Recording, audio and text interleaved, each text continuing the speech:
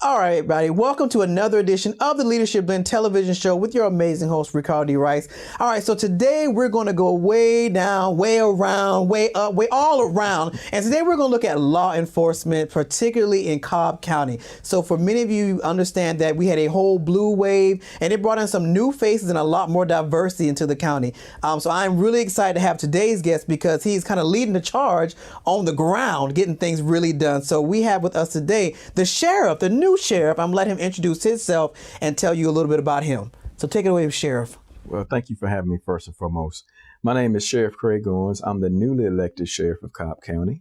I've been a police officer in Cobb County for 31 years until I retired and ran for sheriff. Have an extensive background in law enforcement as well as military. I also recently retired from the United States Army with 36 years of service as a division command sergeant major and employing over 14,000 soldiers across the United States and abroad. So that's a little bit about me. I'm an Atlanta native, I like to say, on the northwest side of Atlanta where I was raised. Went to West Fulton High School and went to the military and attended Morris Brown College for a while. And then I came back and got my bachelor's degree from St. Leo and went on to get my master's degree from Columbus State University. And I've been working with Cobb County since 1989 and I think Cobb is one of the best places in the United States to work and live as well. If you didn't say that, I was going to look at you cockeyed. If you didn't say it was the best place to live, I was going to give you a look like, Oh, so you're not even going to throw that in there? You're not going to throw that in there? Absolutely. Oh my God. So that means that Dr. Kevin James is going to love you since you went to Morris Brown. There you that's go. That's what he's working on. All right. So how did this all begin? What made you want to get into law enforcement? And I'm expecting you to give me some story like, well, you know, I used to play with G.I. Joes and, you know, I just wanted to. So how did you get into it? I got one close to it. I was born in North Carolina, in a little small town called Fayetteville, which is home of the 82nd Airborne, which is the United States Army. And I was growing up, I had my father in the military and well as my uncles, but I used to watch TV show coming up as a young tyke called SWAT. And this was back in the late 70s. And that's when the old one is jump out the back door of the truck and turn the hat around backwards and go in the neighborhood and save everyone. Kicking doors. So yeah, kicking the doors. Kicking And that doors just really got my interest in law enforcement at a young age. So that TV show really kind of molded me going toward that, as well as my uncles were MPs in the military, and that kind of got me leaned toward the police aspect of it as well. Okay. What was that transition like from military to police? Was it an easy transition? Was it? Believe it or not, it was very easy. Military is very disciplined and it's regimented in what you do. And the police department is kind of quasi-military to a certain extent. It kind of run the same type, discipline type as we do in the military. So it was a very easy transition for me.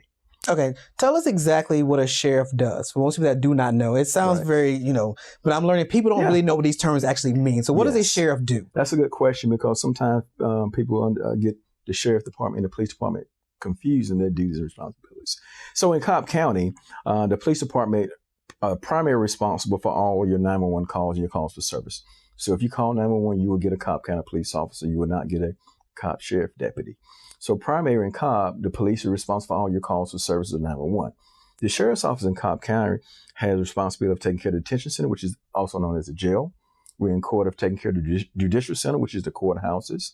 We also are responsible for issuing and taking out for warrants. That's civil and criminal warrants as well. We take care of that. And the Cobb Sheriff's Office is also responsible for the narcotics task force for the county as well. So our functions in Cobb is a little different. But I might add the Cobb Sheriff's we are a full service sheriff's office, meaning we can handle 911 calls. We can do anything that the police department do. It's just what they've done and have not done in the past. So the sheriff just chose not to. So you guys are kind of the fail-safe as it pertains to there's not enough officers or everybody's dispatched already, then you guys are picking and the we slack. absolutely can respond and help just like anyone else can. I can tell you, in the future, we will be doing more of that. We will be getting out doing more patrolling, and we'll be doing more things to assist the local, not only our county police, but our city police officers as well. So that's something for the regular office to aspire to get into the sheriff's office. That's something they aspire to. Is it like a ladder type thing? Right. Yeah, I think a lot of folks who do decide to come to sheriff's, we have a little more longitude to do different things compared with some of the local agencies do. So they have a little more opportunity, I like to say, at the sheriff's office. Okay. All right. So we're going to take our first break. And when we come back, we'll have more with the sheriff on the Leadership Blend television show with your host, Ricardo D. Rice.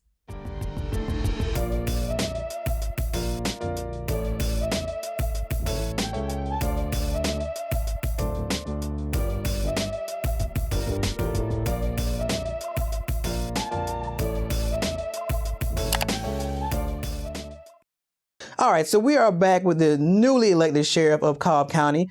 So let's get into what made you run, because you were retired. No, I was actually still working with the police department. And what made me run was this. I had opportunity to run into several deputies. And every time I had opportunity to run to them, they was always complaining about the morale, how things was going. Their leadership was not treating them as they felt they should have been treated. And then also listening to things that are happening in the community as a whole in Cobb County. We're having some unfortunate deaths in our facility. From my perspective, too many. And I just started looking at, I have great leadership ability, coming from the military perspective as being a commander on the police department side. I felt I had a lot to bring to the table to change the culture of what we had at the sheriff's office, which has been the same culture / leadership for 40 plus years. And then I just probably had a conversation with my wife and said, if not me, why not me? I think I'm just as good as anyone else to lead this county in the future. And I think I have the experience, the education, and the backing to do it. And why not me? So I jumped in, put my name in the hat. Okay, Moses, because that's that's kind of the ideology. Okay, all right. So this stigma and I know you know it, this stigma that Black folks have that you don't go to Cobb because you can get arrested. Right. What is at the base of that? What is, in your opinion, what is at the base of that? Being raised up in Atlanta, I understand that stigma too well. When I was coming up, I went to West Fulton High School in Atlanta. If we come across Chattahoochee, they said, if you come to Cobb, you're going to jail. So you got to be on your P's and Q's. And they said, even back then, I'm talking about 30, I'm going to tell my age, but a long time ago, Cobb stand for account on being busted if you come across the bridge. Wait, so what? That COBB stand for account on being busted. Oh my God. That was a slogan everybody had, even during my time as a young teenage adult. So we knew it back then. If you come to Cobb, you better not cross the line. You better use your turn signal or you're going to get stopped. So this stigma about Cobb has been there for a long time. So you're absolutely right. It is a true stigma, and everyone from Atlanta knows about it. Is there a reason for that, like racial profiling or anything, or that's just, what does it stem from? It may have some combination of both. I think Cobb for its entirety has been a majority of a white county, majority white populated county. And not few African Americans lived there as I was coming up. So you had a few, but not many. You might have had a little pocket of African Americans living in the city of Marietta, which is where the biggest population of Blacks always been. But other than that, in the outskirts in the county, you didn't find many African Americans at all in Cobb County. So the succession of the sheriff's office has been predominantly white? Oh, absolutely. I'm the first, as you like to say, I'm a history maker. I'm the first African American sheriff that Cobb County has ever had in its existence. So that is a remarkable feat. And, people tell me every day who would have thought 20, 30 years ago that Cobb would ever had a African-American as sheriff. This is very, very true. And I can tell you when I first came with the police department in 1989, I remember this vividly because it was, it was frightening to me, going into Kennesaw and Saturday mornings. They had Klan rallies when they were walking around. In Kennesaw? In Kennesaw. This is 1989 and 90.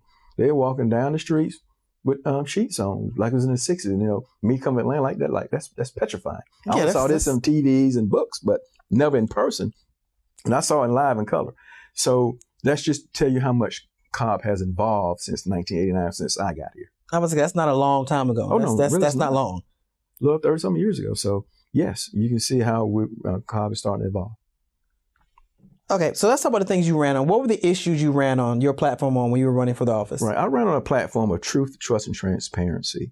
I based that on what I think I felt our county needed and what I need to provide to our community to bridge that gap between the law enforcement and our community, because we did not have that.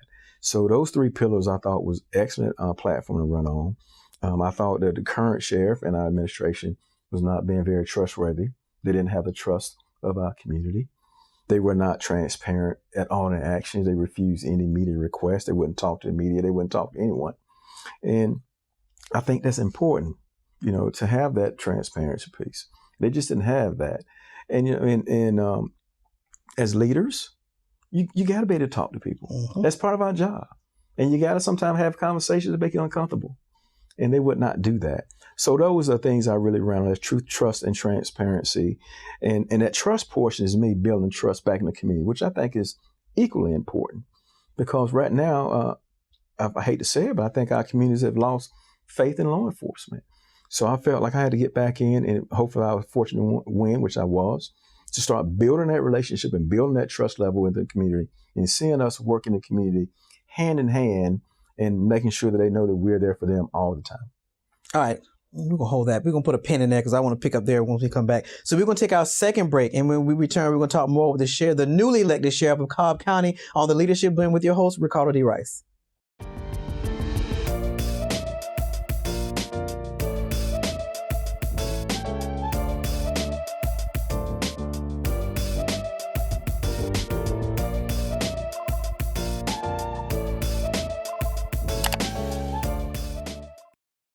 All right. You said something in the last segment when you said about particularly the African-American community has lost faith or lost a connection with the police department. And that's a widespread problem. Right. So, where do you begin? I know working in the community is great, but let's talk specifically about Cobb. Like, what is your agenda? What is your plan? Right. For Cobb, well, for my county in particular, I felt the best way for me to get started is to show that openness that I have to be part of the community. So, in starting that process, I'm going to start having quarterly meetings with the community so I can hear from them so they can tell me what I'm doing right and what I'm doing wrong. And we got to have those courageous conversations between law enforcement and community. I'm not here to have a meeting for you to tell me, rah, rah, rah, you're doing good. I want to hear what I'm doing good and what I'm doing wrong so I can fix it. Because my number one priority is to take care of the citizens of Cobb County. That's it. So I got to hear what their needs and wants are. And I got to listen. And then I got to act upon them. So I want to have quarterly meetings so they know that I care for them and that their safety is my number one priority throughout my tenure. Are these going to be virtual meetings or in person? I'm hoping, and Lord's willing, the virus hopefully subsides soon. We're going to have one, and hopefully in the March it's going to be in person. We're going to do it in a big enough facility where we can spread out appropriately and have social distancing. Masks be required. But I think it's important for them to see me in person versus virtually. I know everyone, including me, is about zoomed out. And I think it's time for which is why we're here, because I got tired of being in my living room doing exactly. And I think it's time for us to get some in-person meeting as long as we can do it safely and meet the CDC guidelines. I think it's the right thing to do, and it's the right time.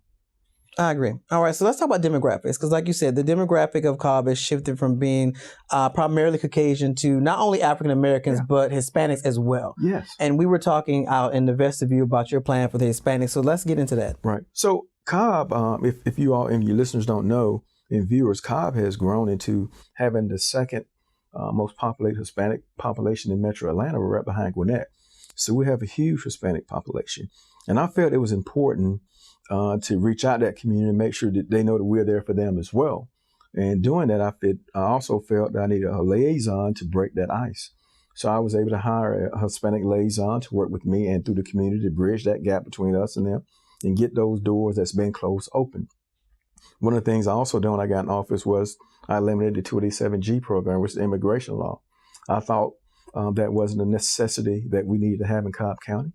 I think the best thing to do to cut out a lot of the division we had was to get rid of that program and show our Hispanic community that they are citizens as well and they'll be treated with dignity and respect. And what that also allowed us to do is, unfortunately, our Hispanic community was having a lot of issues within their own community. They were being ravaged by some crimes in their community. They were scared to report those crimes because they felt if they reported it, they were going to be deported. So we had to make sure we got rid of that 287G, open those lines of communication so we can get in and help them who really need the help from being victimized in their own communities. And since we got rid of that program, they've been reporting crimes, been getting to give them the help they need. With this liaison, we bridged that gap. So it's been going very well for us since that time. All right. So what is your grandiose vision for Cobb? Like, when your tenure's up, what is the legacy you want to be left? That's an excellent question. I have so many visions and so many wants, but the main thing is I want Cobb to be the best sheriff's office in the state of Georgia, if not the nation. And I think we're going there. I think we want to be the most diverse, the most educated, and the most community-oriented sheriff's office in the state. And I think the citizens of Cobb County deserve that. And we want to be good stewards of our taxpayers' money, but also want to make sure that the citizens of Cobb County know that we're going to do the right thing for them all the time. And I always have, I should say, their best interests at heart all the time. Okay. What are 2 programs that you have in operation now that you're proud of? 2. Well, I'm starting the new program I started was a community engagement unit. We used to call it community outreach. I felt outreach was not working. I need to engage our community. That's verbally, being in person and reaching out and touching them, letting them know, hey, we're here to help you in your time of need. On Thursdays, we're giving food out at the senior citizen centers. On Fridays, we're unloading trucks to help fill up food pantries in the county to take care of our citizens. So I feel like being engaged in our community is what we need to do to show that we do care for them and hopefully rebuild that trust that we had lost over the years. The second thing that I think is critically important for me is creating a diverse work environment. I think every sheriff's office and police office, for that instance, should be a reflection of the community they serve. So by me looking up and making sure we're hiring not only the most educated and the most diverse police force, but also trying to hire within the community as well. So those are two things I'm proud of, and I'm hoping as my tenure comes, I'll continue to do that and give back to the community going forward. All right, buddy, we're going to take our last break, and when we come back, we'll have more with the newly elected sheriff of Cobb County on the Leadership Blend with your host, Rhonda Rice.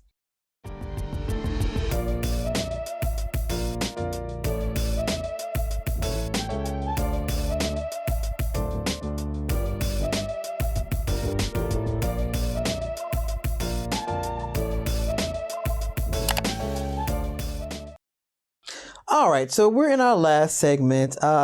So for clarity purposes, let's be very transparent about what you walked into. What did you walk into? Let's be very clear about this. You're going to answer that question. I had to give him something because I want to show the magnitude of the work that you're doing. As a newly elected sheriff, you normally would have what we call a transition period with the outgoing sheriff. So I did not receive that. And to be just honest, I received nothing. No transition, no hi, no bye, no letter, no Dear John letter either? Nothing. So I walked into the office, for lack of better terms, kind of blind. I didn't get any guidance from him, what they was working on, any of the budget information, any preceding court cases that we need to know about, any pending litigation, absolutely nothing. So I walked in pretty much blind. And how many employees do you have? Just like I said, I want to paint this picture. Almost 800 employees. So we're talking about walking into a situation with no paperwork or anything from the previous administration. And like we were saying out there, no information about lawsuits that may be pending. Nothing. No game plan, nothing. Yeah, so you literally started from scratch. Right. To this day, we're in March now, and the former sheriff has not said one word to me since. He hasn't said anything to me, period. And you've been in office how long now? About 75 days. Okay, so let's on that same note, in leadership, walk into that kind of situation, what was the first thing that crossed your mind? Well, I was a little worried in the beginning because I was walking in into a dark room because I didn't know what was inside until I turned the lights on. But for me, I was fortunate enough to have some military backing and coming from the police department, been a commander there. I kind of knew how to handle things. So I came in dark, but I quickly got to the light because that came from my experience and training that I had before, was able to propel me from where he might have thought it was going to set me back for months, but it only maybe set me back for a few days. So it was difficult, some things I still have to figure out. I didn't know that happened, and things I'm just popping up now that I didn't know about that I should have been told when I first walked in the door. But overall, it was as we like to say in the military, a little gut-wrenching time. You got to dig down and tie your bootlaces up and get to work and work a lot of hours to get a handle on things, which is what we've done. And I think also what helped me out with this, I was able to create a very diverse, good command staff who had experience in several different areas, who were able to help me get through a lot of trials and tribulations early on to get us where we are today. And I think right now we're on track to be very successful. I'm already impressed. Just from this and in the vestibule, I was like, this is a man with a plan. It's a man with a vision. All right. So if there's somebody out there that's considering a career in law enforcement, what would you say? If they live in Cobb, right, and they're African American, yes, what would you say to them? Come to Cobb. We are absolutely hiring. We have a big hiring binge going on, I like to say. We're in the fourth quarter of this football game, and we got 2 minutes left, and we're doing everything we can to win this game. In Cobb right now, we have about 71 vacancies for deputies and about 36 for our civilians. And I want to fill every vacancy that we have.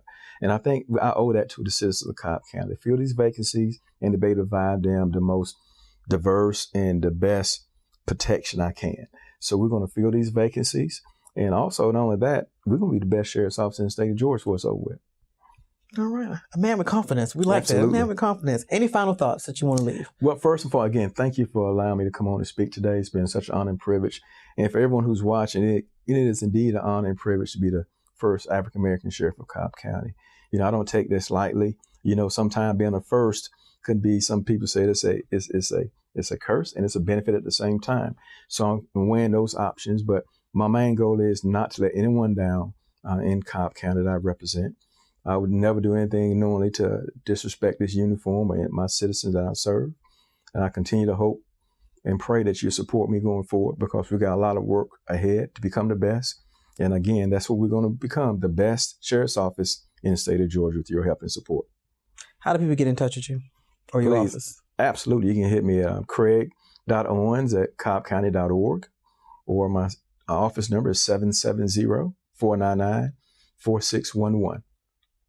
All right, bye. There you have it. I'm excited. I'm excited for you. And we look to see great things. And we have to do a follow-up interview. Please do. In a couple of months to see the progress you're going to make, because I know it's going to be a lot. So, all right. So we will see you guys next time. Same place, same time on the Leadership Blend television show with your host, Ricardo D. Rice.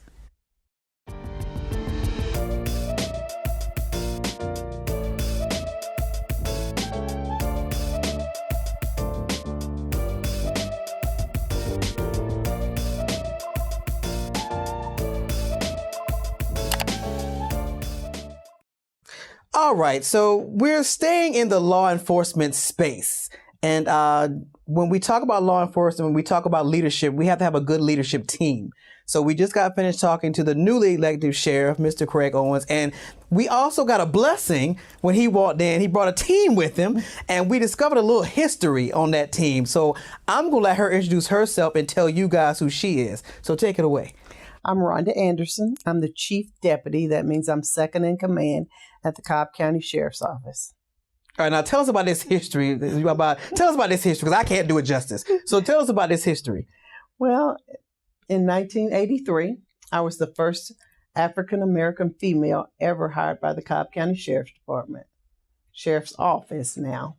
And I've been there on and off for 38 years. I was saying, you done been in retirement, out of retirement. In and out. You done been in and out of retirement. I was a probation officer for 11 years. The Sheriff's Department had a nepotism policy back in the day. Our new sheriff just got rid of the nepotism policy. So tell me about that. What does that mean for those that don't know? What does that mean? That means you can't have relatives working in the same department. So I married a deputy sheriff back in 1989. We're no longer married, but we're friends. And so one of us had to leave and go to another department. I had a college education, so I decided to become a probation officer for 11 years. And in that time, we had two lovely children. How old are the kids now? 28 and just turned 30. My oldest just turned 30 Friday. I would be rude and do the math on that, but I'll say that for later on. I'll do the math on that a little later on. So tell me how it was being in that space back then, because it is not the same time it is now. So what was it like in that space? For me, it wasn't that bad. I grew up in Cobb County, born and raised in Cobb County, so I never had any issues. Few. I'm not going to say never had any issues, but you have to stand your ground, really. You have to set the groundwork before. So I walked in the door, and being the first Black female that they ever had any contact with in the workplace there, I said, gentlemen, set the ground rules. No racial jokes, no sexual jokes, and we'll get along fine. You said that on the game? I did. And I meant it.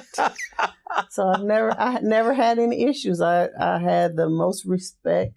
They were all respectful for me, and I worked well with all the guys there. No issues. And to this day, 38 years later, I'm still friends with a lot of them. So you were in retirement when you got the call to come out of retirement to work with Sheriff Owens. Why? What compelled? Because retirement is a nice little cushy gig, especially if you've been in it as long as you have. It's a nice little cushy gig. What compels you to or compelled you to want to come out of retirement to work with him? Well, I met Craig in about Sheriff Owens over 20 years ago.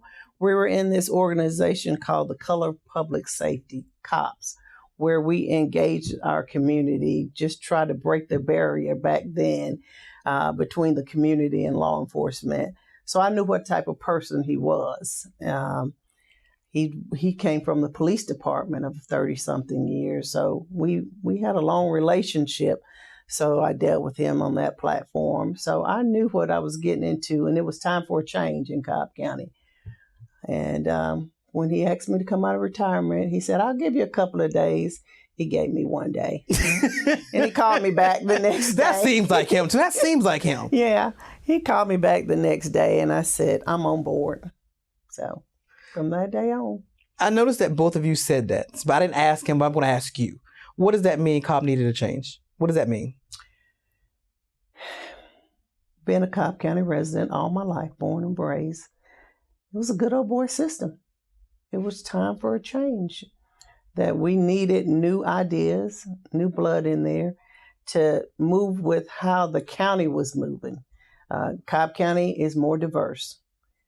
He is from Fulton County, and he said, I'm sure in the past, and he may have said it here, you didn't come across the Cobb County line. Yeah, apparently there's an acronym that Cobb stands for. Yes, there's a number of them.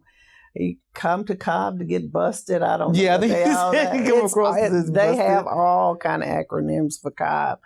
But like I said, being born and raised there, I had no issues growing up in Cobb County. I went to diverse schools, and I had no issues. So I don't know.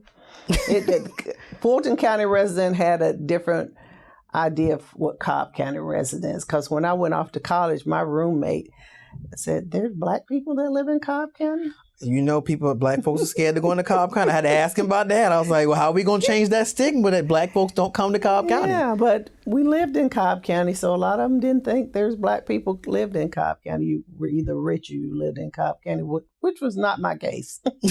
You sure? Because like you got some money stashed with a mattress I don't have somewhere. any money stashed away, but my granddad was a business owner in Cobb County, so. Okay. All right. Yeah. All right. So tell me about your vision, because you're second in command. So Yes. what is your vision for Cobb? I'm not sure it aligns with his, but you'll see things that he won't necessarily see. So what is your vision for Cobb? My vision is to be more inclusive in our community, that we need to get the county needs the sheriff's office needs to represent the county that it serves. You know, we have diverse people in our community, so we need to engage our community and make it better for our employees also. There's a lot of changes that need to be made, and the sheriff is working hard every day. He's in there early and we stay late. He doesn't know how to go home. so I have to stay with him. So, but we get a lot of work done. We just need to try to make it better for all people of Cobb County, because we serve the citizens of Cobb County. All right, so we're going to take a break, and when we come back, we have more with this jewel on the Leadership Blend television show with your host, Ricardo D. Rice.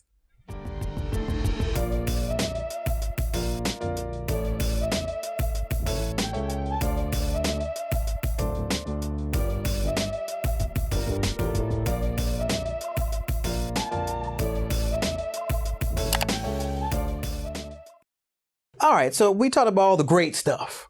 So let's get down to the nitty gritty. So let's talk about women in law enforcement. And you've been in it for a hot minute, which I commend you on. But everybody's not that fortunate. So just in comparison to then to now, what does it look like for women in law enforcement? Well, I can speak for the sheriff's department. When I started in '83, there was one female per shift at the jail. There were no women on the road serving civil papers or warrants or anything.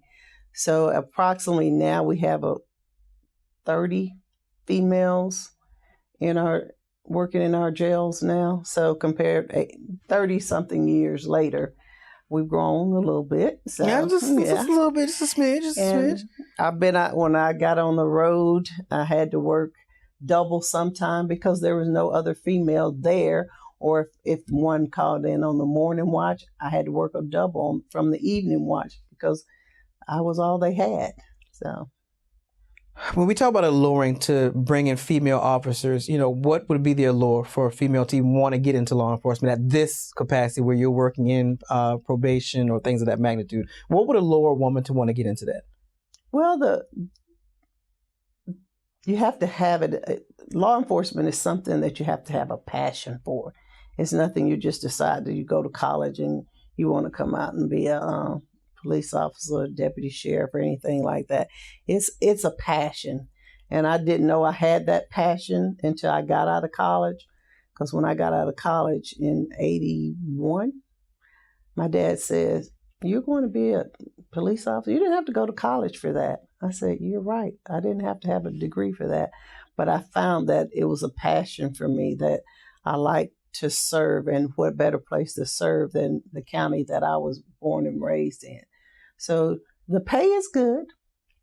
Well, that's important. So that's important. But there's all type of incentives, education incentive and training. You get to train and learn new things every day. So, and you meet all types of people from all spectrums of life. So, and they're not all bad encounters either. I was like, well, you probably arrested half of them. So, I mean, how's that a good thing? I've arrested a few people, but I've met some great people that I have arrested that came back later to say, thank you for taking my freedom away for a short time. It saved my life.